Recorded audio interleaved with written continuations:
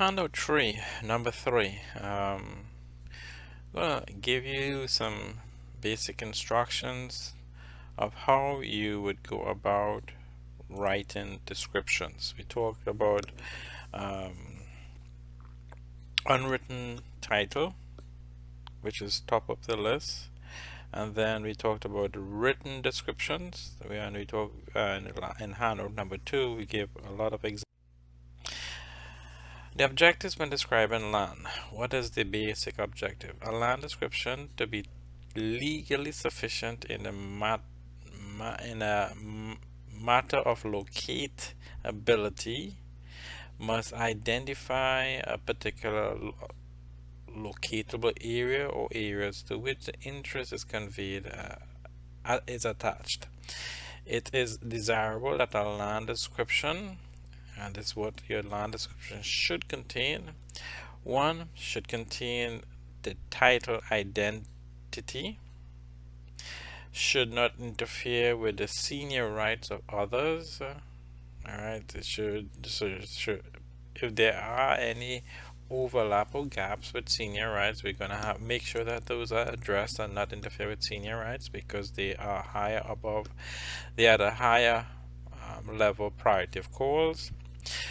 The description shouldn't be so written that either at the present or at the future date a competent survey can readily locate it. That is to minimize the ambiguities and the interpretation of the description. And it should also not contain words capable of alternate interpretations. We don't have different types of interpretation. It's desirable on your description. It should contain measurement data sufficient to describe a geometric area that closes mathematically. So using math, you want to make sure that the parameter in the area it closes mathematically without any ambiguity. And lastly, it's desirable that the description should be based on a recent survey as well. Title identity. First part, in terms of the desirable nature of description, title identity refers to is the relationship between a particular description and its adjoiners. So what's the identity with respect of that tract of land with the adjoiners? Certainty of the location can be attained without certainty of title identity. So in terms of the location of where those adjoiners are, it's going to certainly help in identifying the location of where that tract of land that description is referring to. When composing a new conveyance, the most desirable description from the title guaranteeing agencies viewpoint is one calling for adjoiners without reciting measurement information other than that necessary to complete the perimeter. For example, an example of this new conveyance is beginning at the southwest corner of Thomas Brown's land as recorded in whichever deed book, thence along the southerly line of said Brown's land to the southeasterly corner thereof, thence in a straight line to the northeasterly corner of Doris Mueller's land as recorded in. So it's actually linking to the adjoiners as well. Doris Mueller's land is recorded in whichever deed book. Thence westerly along the northerly line of said Doris Mueller's land to the Third Street, which is the name of a street that defines the boundaries of that tract of land. Thence along Third Street to the point of beginning. So you start at the point of beginning, you end at the point of beginning. Beginning on the north by the land of Thomas Brown's, as recorded, another example of the same thing, of the same description, as recorded in the deed book, bounded to the west. So we're going to the opposite direction. By Third Street, bounded on the south by the land of Doris Mueller, as recorded in the deed book, again drawing reference to the deed book, bounded to the east by a straight line connecting the southeasterly corner of the said Thomas Brown's land and a northeasterly corner of said Doris Mueller's land. Those two examples, it is in this type of description exposure to damages resulting from discrepancies between monument locations and measurement data is eliminated. Once you thoroughly write out those descriptions without any ambiguity, you want to minimize or eliminate any discrepancies. Size is not stated in those descriptions. I mean, size in terms of the area and the parameter. But such a description is or should be unsatisfactory to the new owner. It does not disclose on its face the quantity of the land purchased, so you need to put in the area. To be satisfactory to a new owner or to the surveyor, a description should be dimensionally complete. So it's just not enough just delineating the boundaries, but it should be completed in terms of the area that we are looking at also. Area need to be mentioned. It's a closed tract of land. Your description is desirable to identify senior rights. Whether a conveyance interferes with the rights of an adjoiner or not does not necessarily alter the validity of the conveyance. But in instances, it may operate to make a conveyance partially void. So if you don't mention it, if there are discrepancies, it can make your conveyance partially voided. If an author inadvertently include portions of an adjoiner's land, the land inadvertently included is not conveyed, since the person cannot sell someone else's land. So if you make a mistake in putting someone else's land in a description, it does not affect the adjoiner's land, because you cannot sell their land. It's not yours in the first place. It cannot be conveyed. Obviously, that description is in error. The description has been prepared that has in error the adjoiner's land. Such inclusion does not operate to void the remainder of the conveyance, since the grantee can claim the land remaining after the overlap is excluded, because a person may be held liable for selling land that does not belong to his. So someone is going to be paying, it can go to court for that. It is desirable in composing descriptions to exclude the lands of others. So you want to be able to write your description to exclude ownership of lands that doesn't belong to the tract of land that you're trying to write a description for. From a title insurer's point of view, it is a necessity that others' land are excluded. The title insurer is liable for such inclusions, and by recent court decisions in some states, the surveyor may also be liable because he did not exclude the lands of the adjoiners in his description.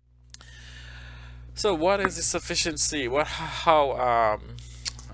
is sufficient in terms of descriptions? The purpose of a description is to identify a particular area, not to fully describe it.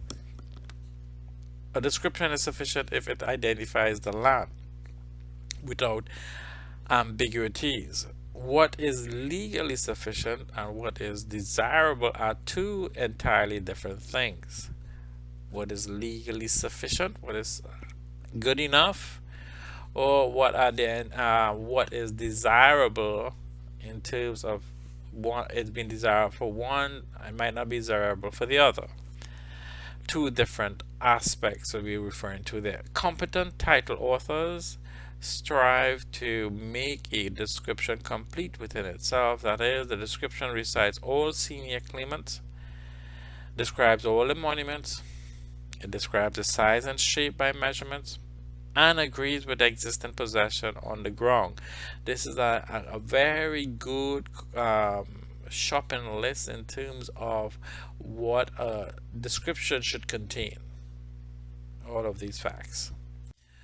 The courts try to declare a conveyance valid rather than void. The courts, their tendency is to make those claims, this conveyance valid, rather than saying that they're not good.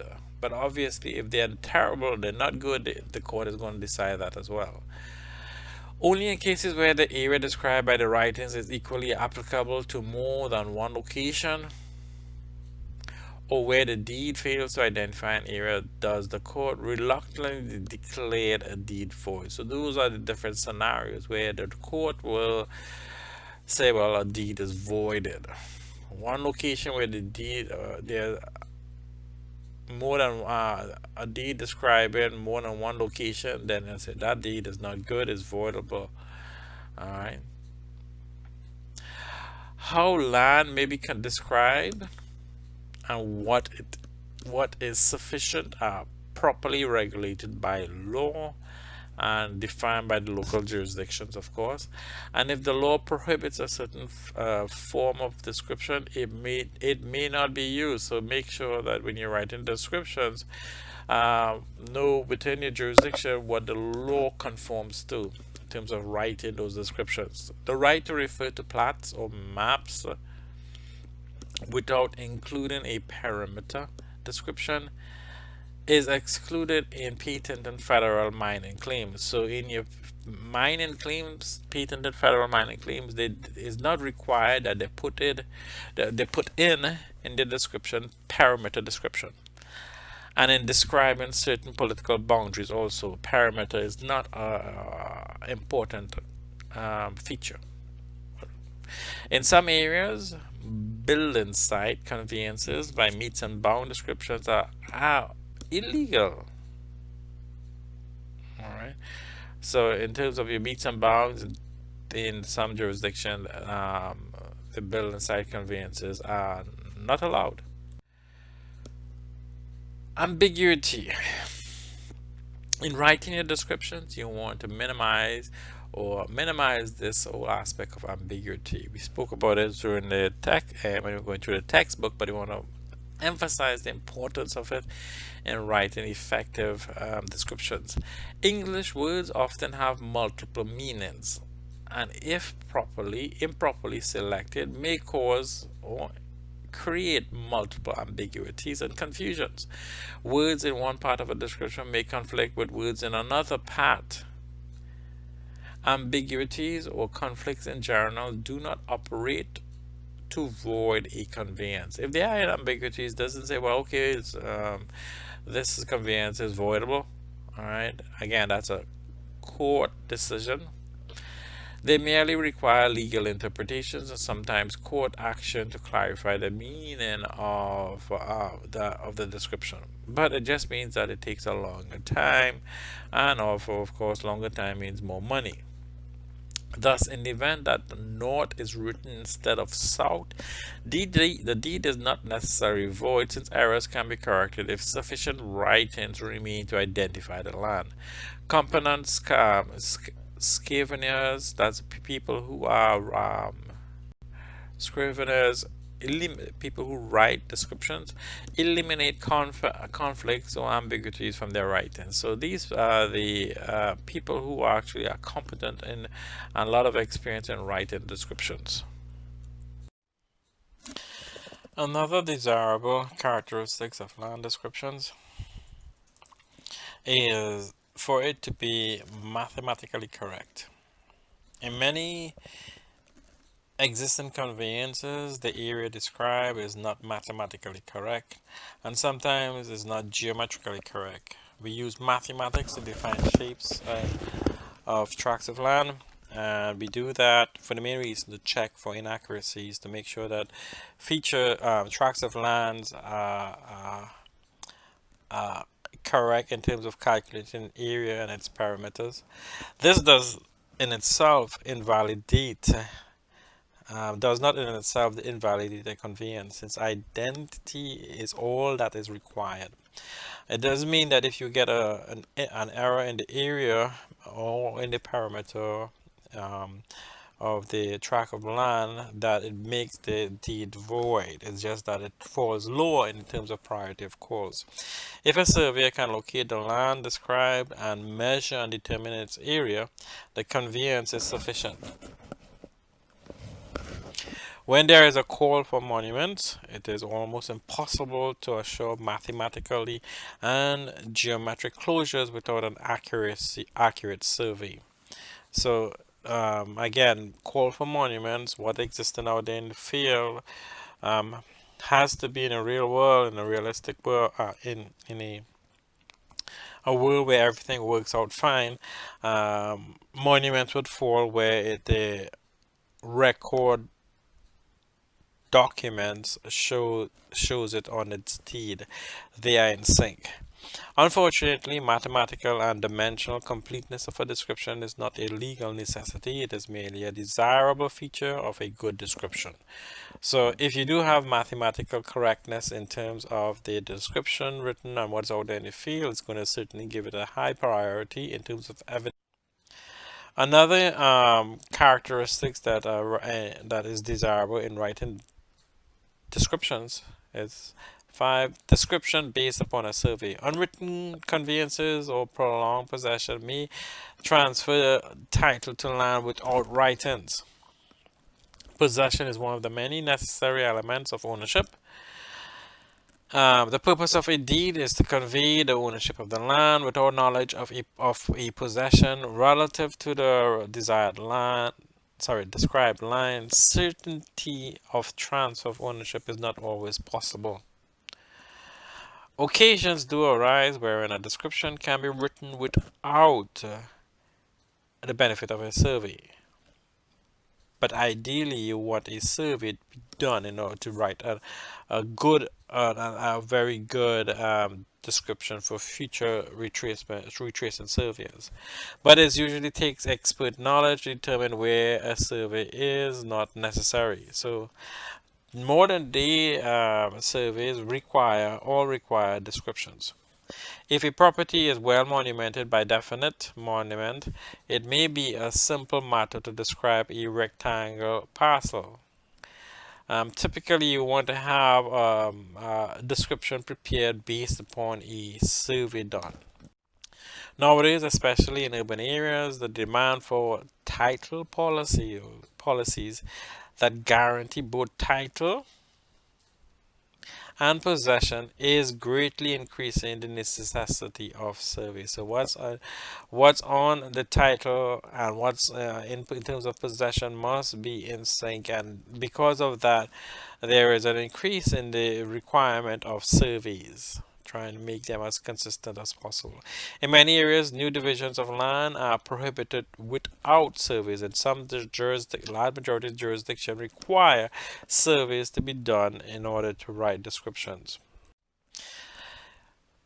Now, some of the challenges of the scrivener is the person who is actually writing the descriptions. And you might find that some surveyors actually, a large majority of surveyors write their own descriptions. But if you want to get a professional who does these things, you want to get a scrivener. The desirable qualities is as follows. Competent scriveners should have knowledge of the following: trigonometry, geometry, and all of the elementary mathematics. So things like calculation of areas, parameters, and being able to close tracts of land in order to make sure it's consistent with what's out there in the real world to what's on the description. His fundamental mathematical knowledge is critical. 2, he must be able, the legal meaning of words that you use, the phrases that you use in writing those descriptions has to be clearly defined and commonly used and understood. Earlier on in the textbook, we talked about the simple word, 2-letter word called of, and it has to be used in the context that it can be used to avoid any ambiguity or confusion. 3, another quality of your scrivener, the location of known control monuments in the area of the description. He should be able to have an idea where those monuments are, so he can effectively write a good description. He should have knowledge of the science of measurements and calculations to prove the correctness of those measurements. He should have also the information about senior rights of the adjoiners, neighboring property owners. And six, the order of importance of conflicting elements. He should have an understanding of the priority of cause, which we talked about. Unfortunately, the activities of scriveners are seldom regulated by law. Many scriveners are incompetent to perform their duties. This act incompetencies certainly would open the door for poor descriptions. Those better qualified are surveyors to write description because they're the people out there collecting information and has been on the ground. Title company employees, the abstractors, and also attorneys. I would go. The highest one on the list is going to be best people to do this is for surveyors, and we go down the list.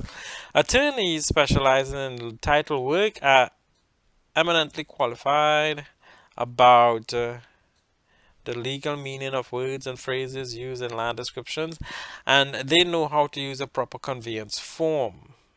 All right, so a good description will be a combination of probably a surveyor with attorneys, etc., and all the other people. But they do often they are often weak in math. The attorneys are generally often weak in mathematics and the science and techniques of measurements and a lack of knowledge of possession on the ground had they have not been on the ground. So, as I said, the ideal entity preparing a description might be a collection of all of these qualified people listed above. The skilled surveyor is eminently qualified in the techniques of measurements and mathematics and the monument's location, and is usually qualified in legal interpretation of words. That's the reason why surveyors and them they are informed and they go through a land survey principles class like this, land survey practice class that introduce them of the basics of the legal terms used and its their significance and phrases, but he is often weak. The survey is often weak in the knowledge of the rights of adjoiners, and that's where the attorneys would come in and share the information in terms of legal responsibilities of the adjoiners.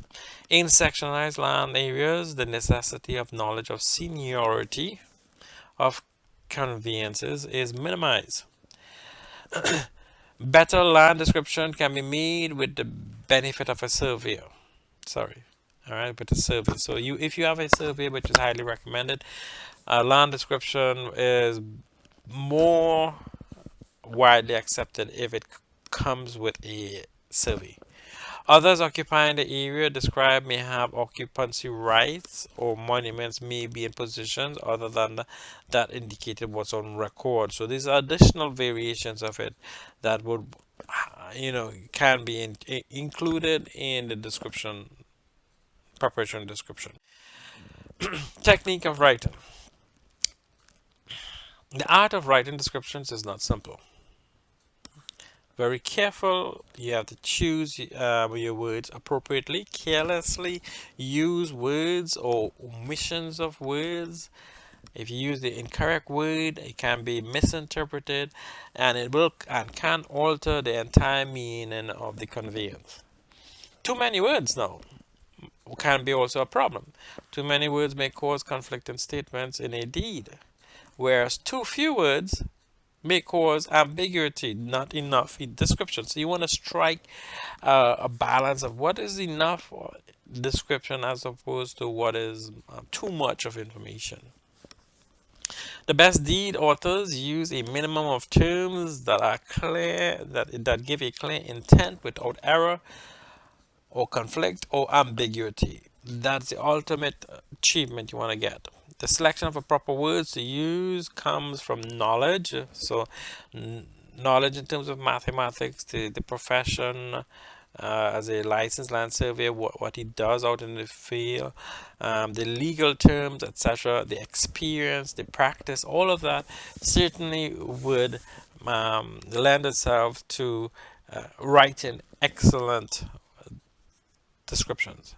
It is not the verbose writer fill in many foolscap pages who wins a claim in in writing description.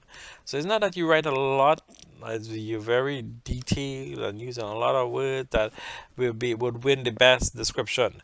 The writer who is applauded is the one who condenses but omits nothing essential. So you would be concise, condense the information, but not missing of the essential evidence that's out there. Who creates no conflicts, and it is clear in his description for future retracing surveys. Parts of a description. We want to reiterate the important parts of it, which we did cover earlier on in the book. Descriptions are divided up into 4 parts. We have the caption, the body, qualifying clauses, including any reservations, and augmenting clauses. Although in writing a particular description, the 4 parts may be intermingled to make it difficult to distinguish one part from the other, it is better practice when feasible to keep the 4 parts separated. So that is a preference. In general, the distinction between the 4 parts are as follows. The caption, what it entails, it recites a general area or locality and directs attention to a general vicinity of where that tract of land is located. The body of the description pinpoints a particular area in the given locality described in the caption. Qualifying clause take back part of that given by the body or by the caption. And the last part is the augmenting clause. Gives a right of usage of the land outside that conveyed. Usually, if there's a right to use the property as in the form of an easement. If the description author develops the habit in his writing of following this order just cited above here, they will make fewer mistakes. So if you adhere to that, it will be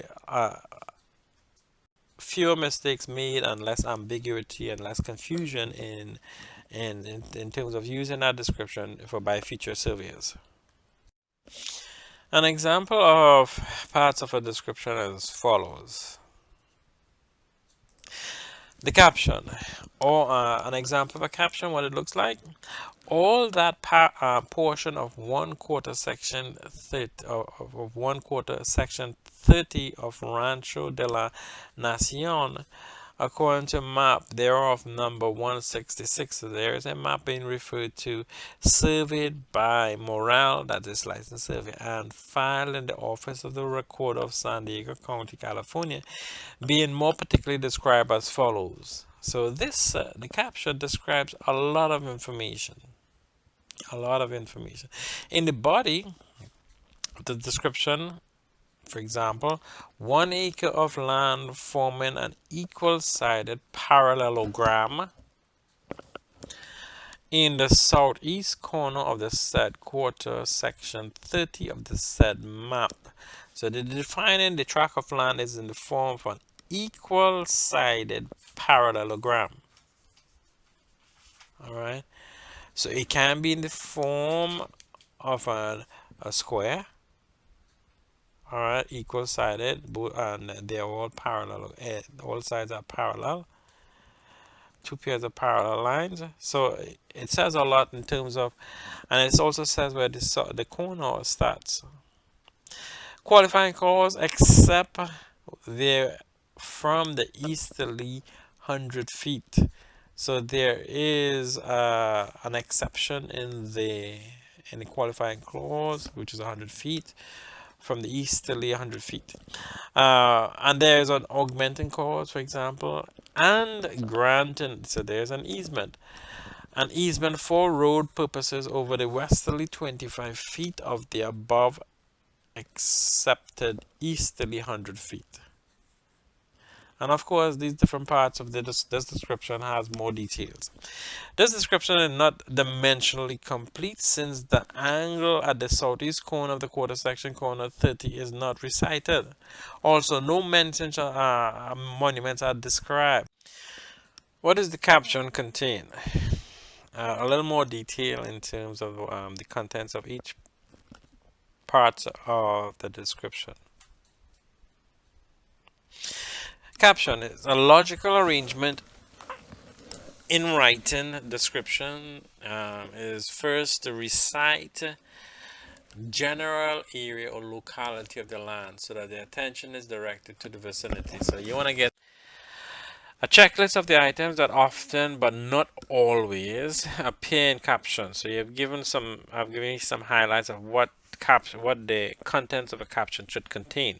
The state that the tract of land is located, the county or the parish, the city, and also the subdivision. If it's a subdivision name, you want to get the map name and number, the meridian, the township, the range, the section, corners. If it's a land grant, the land grant name. If it's a court map, you want to mention that also, and any other identifiable map you want to put in the description or in the caption. Also, you want in the caption, you want to have, if you have this recorded conveyance of which instant the description is a part. And also another component of your caption is place where the record map or the recorded conveyance is filed, where it is recorded in the probate office, etc. The wording of the caption may take many forms, and this giving you some examples. For example, all that portion of section 10, etc. It gives you the vicinity, the meridian according to the United States government, and the plat where it was filed and when it was filed. So January 12, 1885, located in the Imperial County in California, and then it goes on in more detail. Another example, all that portion of in the subdivision lot 12, block 15, according to the tract map, and they give you a map number. So there's a map you can refer to, recorded. Where is that? In the county record of Los Angeles County, California, and then more information. Your body of your description, what it typically entails. The body of a description identifies a particular land area within the locality designated by the caption. So identifying the particular land with that is defined in the caption, the vicinity area. The body taken together with the caption must identify a certain area, otherwise the conveyance will be void. So they must be in sync. The vicinity area must be consistent with what the body of the description is related to. In addition, the body ought to contain complete dimensional information that renders the intent of the deed more certain and clear. What is the original intent must be explicit in the deed, as well as in the caption, as well as in the description, and also a complete dimensional information must be described. Monuments called for also in your body. In a conveyance located, the monuments are subject to destruction as well. If a monument is to be replaced after it is destroyed, its measured position must be known before it is destroyed. Often land areas can be described without mention of measurements, and you could just use the monuments alone. Such a description, although legally valid, is unsatisfactory in modern day times, since no measurements indicate how to replace the monuments if lost. So if they're lost, you don't have any original measurement, then we have a problem. The survey in describing land is vitally interested in the ease of future localability. He includes writings designed to serve as means of identification in the event of the monument destruction, and also for purposes of retracement of boundaries, future surveys.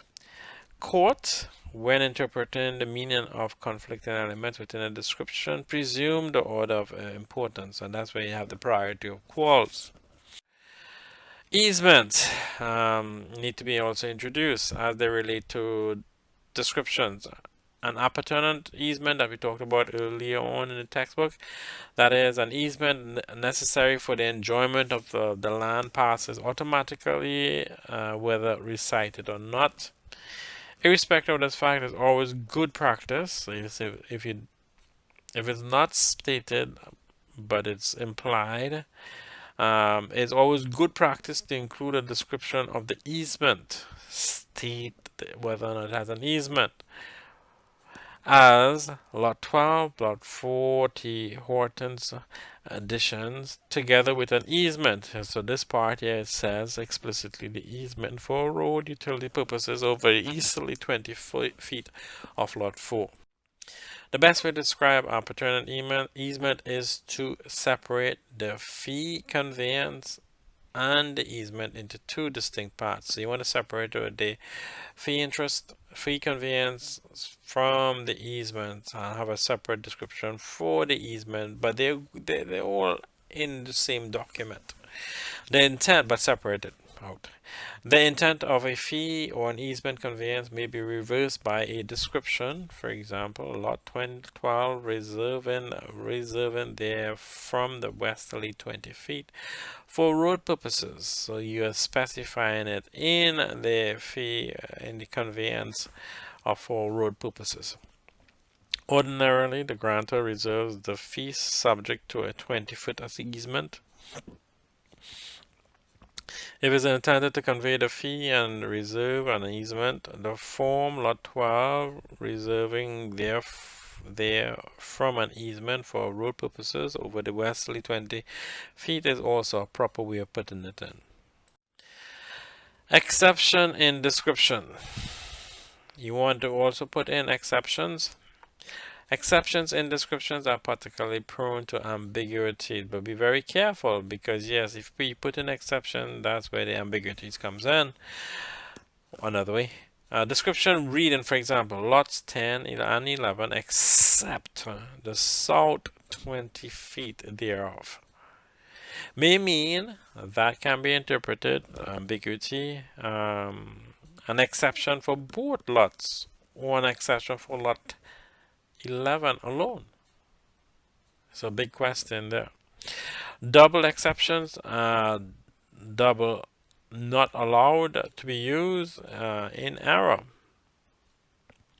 For example, lot 13 except the east 12 feet except the south 10 feet may mean, so there are two exceptions inside there. It might be that lot 13 except the east 12 feet and also except the south 10 feet of all of the lot 13. Or it may mean, another way of interpreting it is lot 13 except the east 12 feet except that the south 10 feet of the east 12 feet is not conveyed.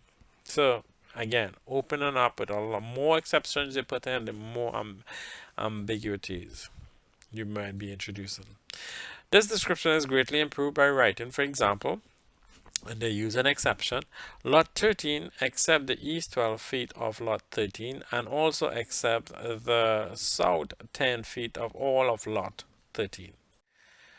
Whole descriptions. A whole description is made up of words, and the possible number of words that can be used in a description is infinitely variable. It would be impossible to compile a complete list of description variations. A whole description only identifies a particular area. It can be simple, short, and to the point, or it can be long, complex, and difficult to understand. Which one is used is a choice by the scrivener. Compare the last two descriptions. We have lot 1, block 4, Highland, addition to Colton, map 1304, Riverside County, California.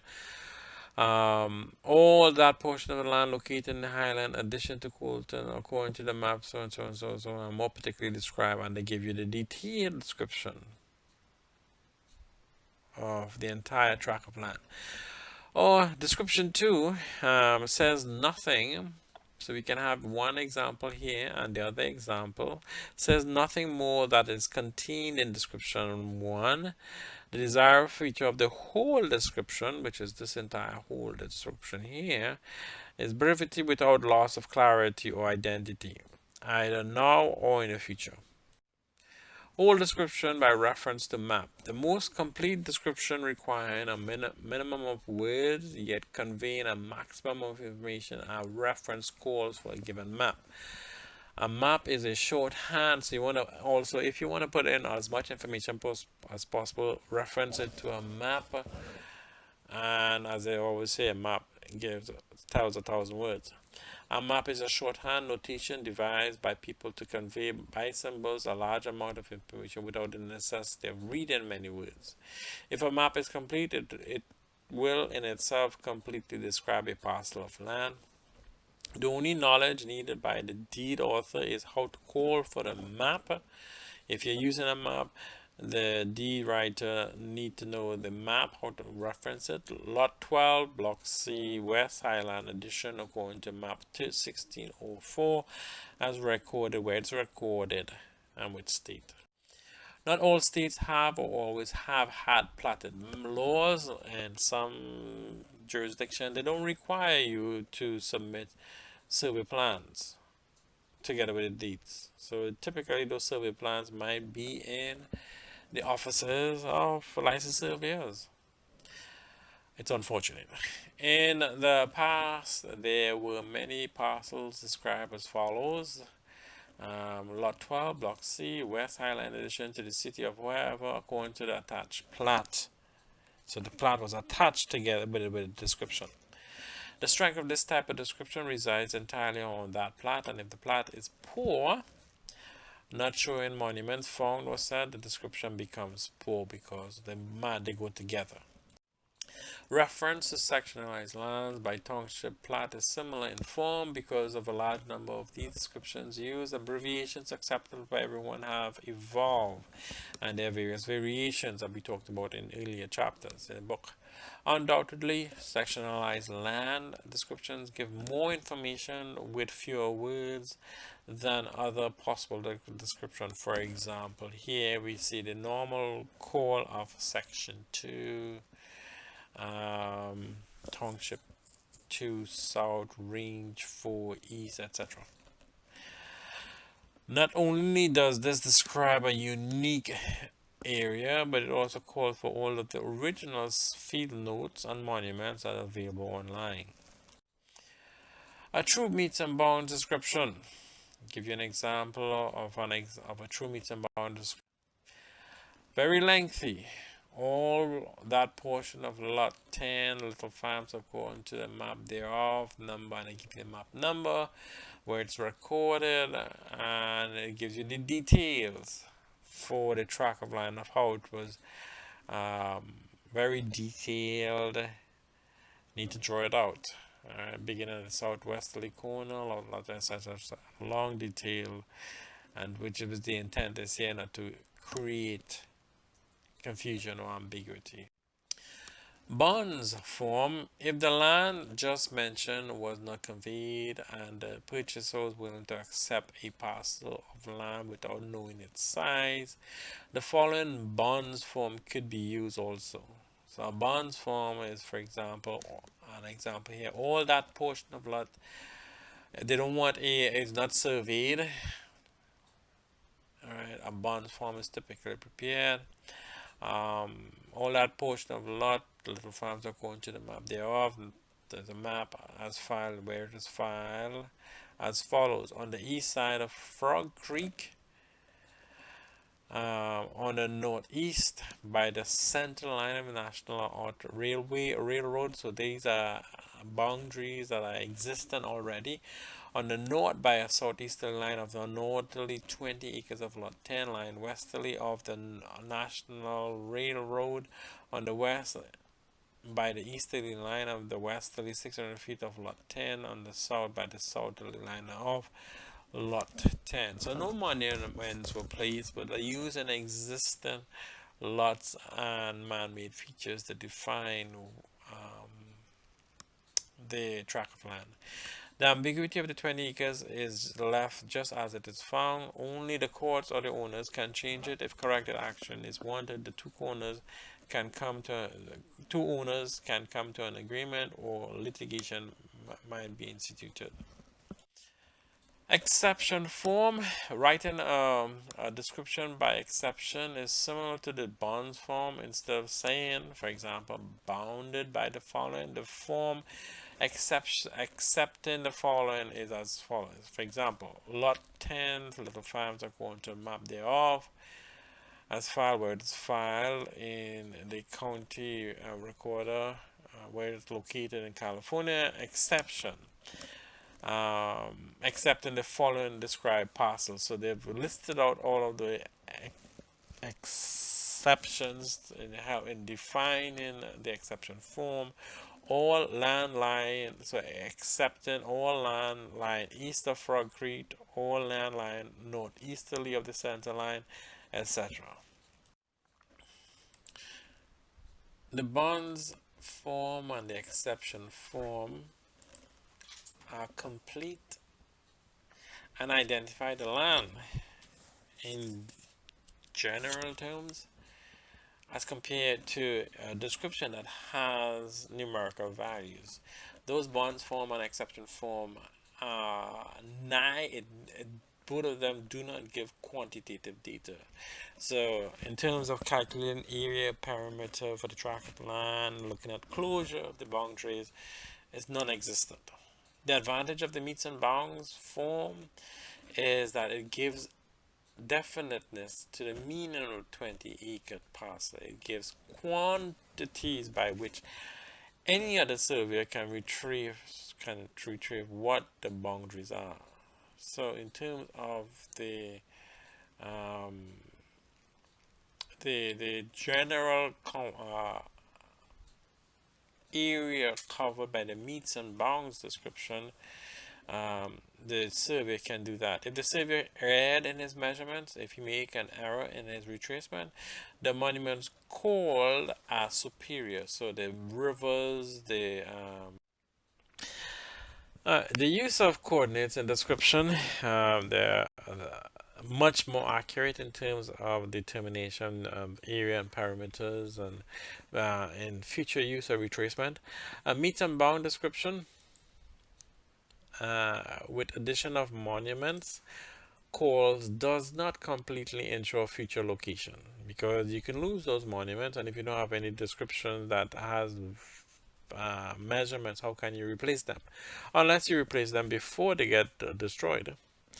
Unless you get measurements before they get destroyed, sorry. Monuments can be destroyed and can be replaced provided their position is known prior to destruction. Ordinarily, when a conflict in calls exists, distance and direction will be superior. So if there's a conflict in terms of where the monuments are placed, then they rely on distance and direction. Will be superior to coordinates. This principle holds because coordinates, a product of distance and direction, are more subject to error. Nevertheless, the recitation of state plane coordinates in the description and on the plot provides additional evidence. In a meets and bound description, grid north may serve as a reference for bearings. Well, if you're measuring with respect to north, you need to specify which north you're referring to, provided it's properly identified in the body of the description and provided it's recognized by the law in the jurisdiction as well. The corners must be identified by the X and Y values, and I give you an example. It has been said that a call for coordinates is a call for points of the system. An example of a body of a description by meets and bounds using the state plane coordinate as follows. Beginning at a drill hole in a stone bound which is set in the corner of a stone wall on the north line of Farm Road. So it's all a stone wall, stationary, man-made feature. And where the road is, the north line of Farm Road at the southwest corner of the land belonging to Peter the First, the Prince. At the southeast corner of the land, they hereby convey the coordinates. This is where they give the coordinates. Illinois State coordinate system, west zone, and they give you the X and Y location. Then on the azimuth, and they give the azimuth and a distance along the northern line of Farm Road to an iron pin. So there are man-made features that are monuments set at the southwest corner of the track, hereby conveyed. Zero azimuth is grid south in the Illinois State Coordinate System West Zone. When the state plane coordinates are used in describing parcels within the U.S. rectangular system, USPLS, it will be apparent how the section or the part of the section is divided. An example is given here, where they have identified the townships and the range, and more particularly, they go into more detail of the coordinates. Here we have the distances and the bearing and the coordinates for section corners. Okay. They also give here in this example the central meridian for this coordinate system is longitude 85 degrees 50 minutes no seconds, and they also write it out in words and in numbers. When state plane coordinates are required on plats of subdivision, these values serve to perpetuate the entire subdivision.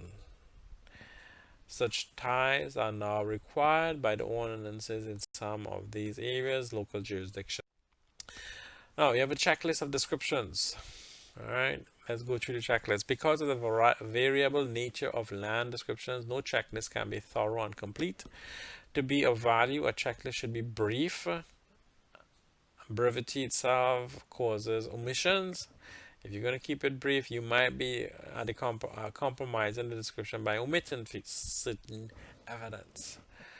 The following list will serve as a reminder for more important consideration included in the description. So please take the following list of checklists for description with a grain of salt and use what is applicable for the given jurisdiction. 1. General description. You want to put in all of these. All right. The caption with the title identity. State, city, etc. Court plat, recorded documents, etc. Another one, second on the list in terms of checklists of what a description contain. You want to make sure you put in seniority of the deeds and recorded monuments. Who has seniority and call for joiners, senior or superior deeds or use. The exact wording of the joiner deed when describing a line along a senior deed, call for property lines of equal rights, whether it be lot lines, section lines, etc. Proper identity of senior deed or property lines of equal rights, etc. So seniority of deeds need to be. Call for survey is another third. Indirect, a call for a plat that calls for a survey identified by the plat, the map number, where it is located. Direct call for a survey, identify where plat and field notes are recorded, the date, and also the surveyor who actually did the survey. Where did you start the survey? Point of commencement. Certainty for certainty for present and future identity. Compatibility with previous surveys, because that point of commencement would be used as point of commencement for other surveys. It is the same point used in previous deeds and is the same, and is the call the same in terms of use by other descriptions of neighboring tracts of land. Point of beginning need to be mentioned if available. Correct measurements from your point of commencement. Certainty of identity, set monuments, found monuments, tie out measurements from other monuments, all identified and described. The sixth one checklist, point on my checklist is call for physical monument found or set. If it's found, you want to make sure you specify what monument was found. And if it was set, what monument was set, where it was set, type of monument, material used, etc. Anything peculiar in terms that's going to help identify that monument. Reference ties from other monuments by 7. Call for natural monuments. Generally, you want to identify, for example, natural monuments, for example, Atlantic Ocean, Columbia River, any river name, any main road, any roads as such. Sorry, roads are actually not natural, but any river, um, any ridge line, any path, any valley, etc. Um, locative position on monument, thread of stream, the thread of stream meaning the center line of the stream, mean height, tide line along the top of a bank of a river, center line of the street, and so on. Natural monument. Directions is another one you want to include in your description. Definition, basis of the bearings, all bearings on the same basis. The bearings, you don't want to mixing up the bearings being used in the description. Directional calls, direction calls along geometric or irregular lines. Bearings, you want to have the correct quadrant. If it's azimuths, definition of reference, meridian, north or south.